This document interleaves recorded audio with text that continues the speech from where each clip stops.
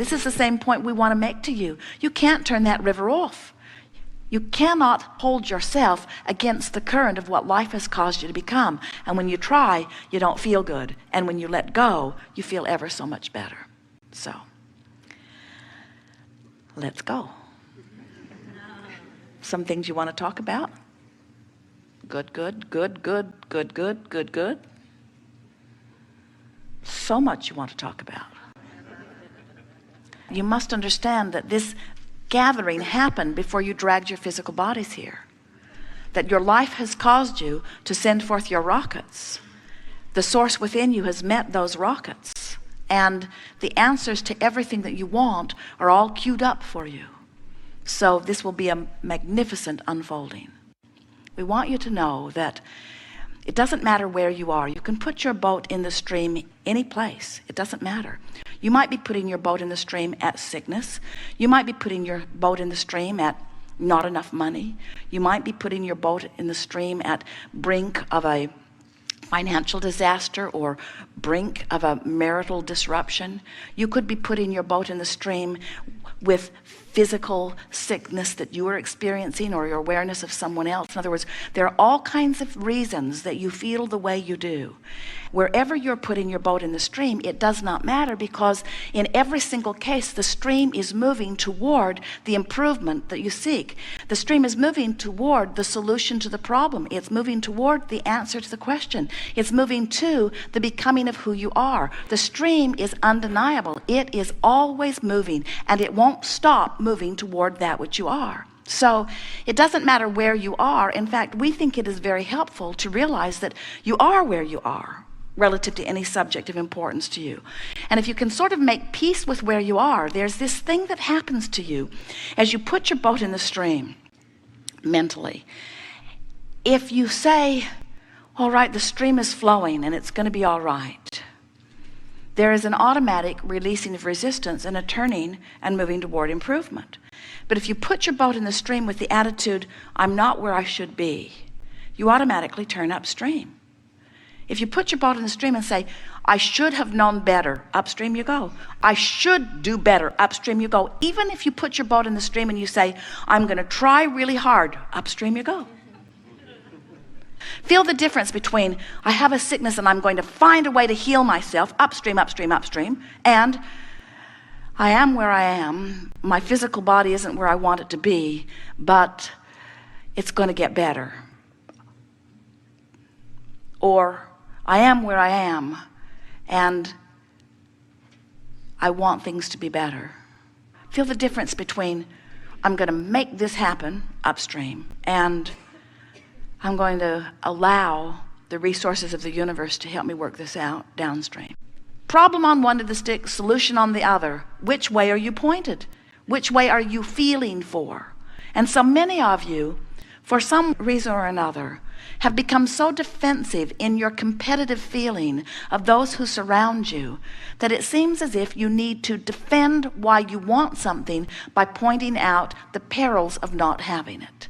And that is the biggest trap that we see happening, especially in your culture today. In your culture today, you have no legitimate excuse for negative emotion.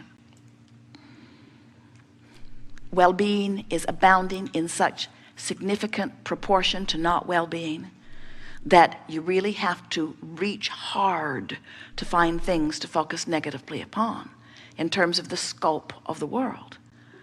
And yet it seems to be the orientation, because you've sort of been trained by your mother or father, who you thought was the resource through which all of your good flowed, that unless you plead a needy case, they won't give up the goods. You're not pleading your needy case to the universe. You're simply extracting from the variety your choice of what you prefer, and the source energy immediately becomes the vibrational equivalent of your preference. And if you're not living it in full-blown manifestation, it's only because what's active within you is something other than your preference. You must be talking about something other than what you want, or you would be living everything that you want. If you begin to understand that your work is to make it an emotional journey, let your journey to your financial fortune be an emotional journey, not an action journey. So how does that play out? Well, that plays out that you imagine it and you pretend it, and you feel good about it, or you even hope it. But you just can't keep saying, it's not working, it's not working, it's not working, it's not working, without turning around and going in the opposite direction. You've got to find a way to keep pointed in the right direction. And your emotions are that indicator. So in every moment, you've got two emotions. One feels one way and one feels slightly better. In other words, one feels good, one feels bad. If you will look at it in that way. Sometimes people will say, Abraham, I can't tell the difference on this. And we say, then keep focusing upon it until it becomes strong enough that you can feel it. Your emotions will always give you guidance. And when you decide to let yourself be guided by your emotion, now you quantify your journey. And now, people who are watching you, who haven't caught on to what your magic is, will notice that things are manifesting faster for you. But what they will notice first is, you seem irrationally joyful anyway. How's it going? They'll say, great. You say, oh, did you get that job? No. It's coming. Why are you so happy? Because it's coming. No, really, seriously. Why are you so happy? Because it's coming. Well, did someone call you? No. Did you get the second interview? No. Why are you so happy? Because it's coming. Well, how do you know that it's coming? That's the big question. How do you know it's coming when the physical evidence is to the contrary? How do you know? I know law of attraction, and I know how I've been feeling, and I know that there's not a shred of evidence to the contrary of it. I know that when I feel this way, things are moving in the direction. I've been here before. I felt this way that one other time, and it panned out well. In other words, you can let loose of all of the evidence that is to the contrary when you know the law. And the law says that that which is likened to itself is drawn. And what it means is the vibration that you are emanating is being matched, and the evidence is soon to follow. You live in this wonderful environment where there is a buffer of time. And that buffer of time says it's not going to manifest in the first moment you thought it. And friends, that's a very, very good thing. Because until you get really good at directing thought, you don't want every thought that you think to manifest.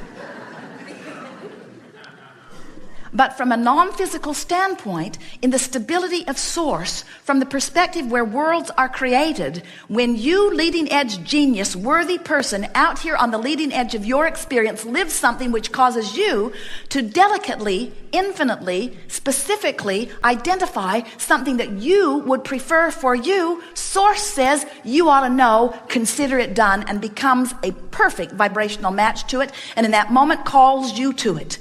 And when you hear the call, even if it's rage, you're moving in the right direction. Nothing is more important than the way you feel. And if we were standing in your physical shoes, our mantra would be, nothing is more important than that I feel good. But then we would modify that by saying, nothing is more important than that I feel good. And today, from where I stand, I'm going to do the best job I can of finding the best feeling thought that I can find from where I am. Not the best thought I've ever thought. Not the best feeling thought I've ever found. Not the best thought anybody has ever thought. Only the best feeling thought I can find from where I am. And as you care about that and you find an improved thought, you'll find another and another and another. And as you do it on one subject, you'll be able to do it on another and another and another and another. And the more you do it, subject after subject, the more you clean up your vibration until you become so expectant of good things to come to you. You know people like that, don't you? They offer a thought with calm and ease. They don't struggle about it. They don't work nearly hard enough in your estimation. And things just go their way. How can that be? Because there's no contradiction in their vibration. So then you say, okay, suppose I play your silly game and I clean up my vibration. What do I do about all of those other people that are up close to me in my life who aren't having any of it? And we say, then the world is treating them the way they vibrate, and the world is treating you the way you vibrate. And you say, yes, but this person's in my world. And we say, give your attention to the most positive aspects of that person, and that's the part of that person that will be in your world. Well, where will the rest of that person go?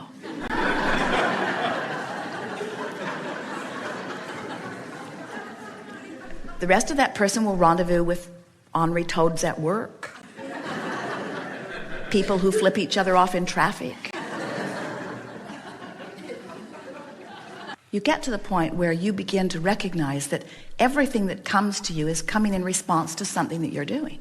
Do you know that there are diseases that are vibrational matches to fear, and there are diseases that are vibrational matches to frustration? And we got to tell you, you want this one, not this one.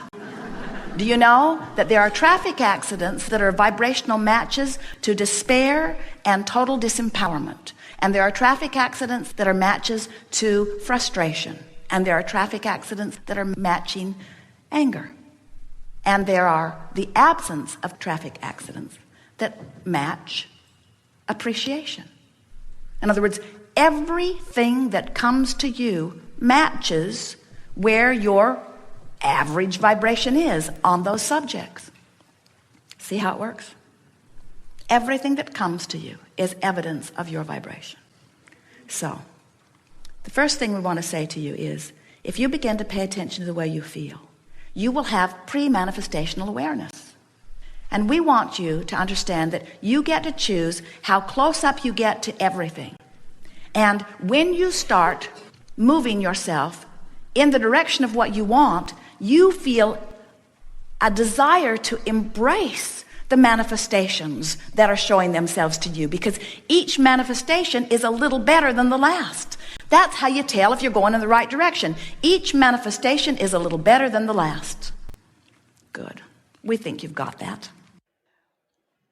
There is great love here for you. And as always, we remain joyfully in your vortex.